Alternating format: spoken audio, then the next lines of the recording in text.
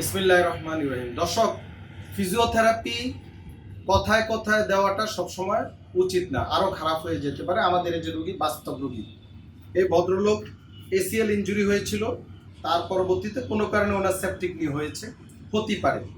এই রুগীকে surgeon physiotherapy দিতে বলেছে, কিন্তু ফিজিওথেরাপি দিয়ে রুগীর অবস্থা করুন।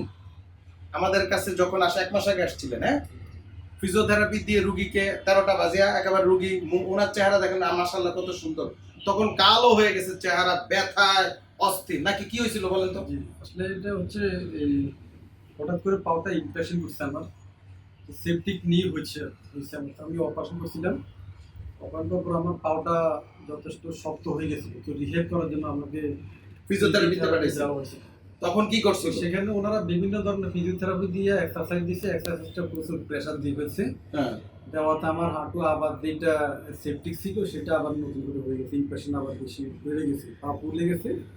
এই জন্য আমি পরবর্তীতে কোনো কন্টিনিউ না করে আমার কাছে আছে। আমি ফিজিওথেরাপি বন্ধ করছিলাম কিনা, তার সাথে সাথে ফিজিওথেরাপি বন্ধ করছে, পরে উনি রিহ্যাবের জন্য যা করা প্রয়োজন উনি তা আমার জন্য করতেছে। ওনাকে এতদিন বাসা কিন্তু মূলত রেস্টে রাখছি, সিম্পল একটা দুইটা আমরা ব্যায়াম শিখাইছি, রুগী কিন্তু আগে আলহামদুলিল্লাহ অনেক ভালো।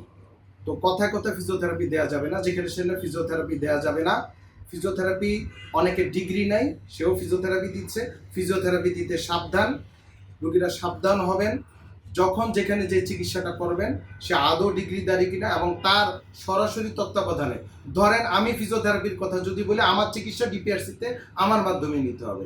আবার একজন ডাক্তার যদি বলে তার তত্ত্বাবধানে, সে কুমিল্লা হোক, ঢাকা হোক, সিলেট হোক, বলবেন যে স্যার আপনি নিজের তত্ত্বাবধানে চিকিৎসাটা দেন ফিজিওথেরাপি, আর না হলে সেখানে অন্য কারো কাছে পাঠালে সেখানে দিবেন না।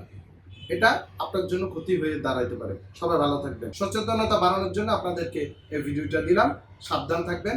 আসসালামু আলাইকুম ওয়া রাহমাতুল্লাহি ওয়া বারাকাতুহু। ডিপিআরস লিমিটেড, আস্থা, বিশ্বাস ও নির্ভরতায় অবিচল।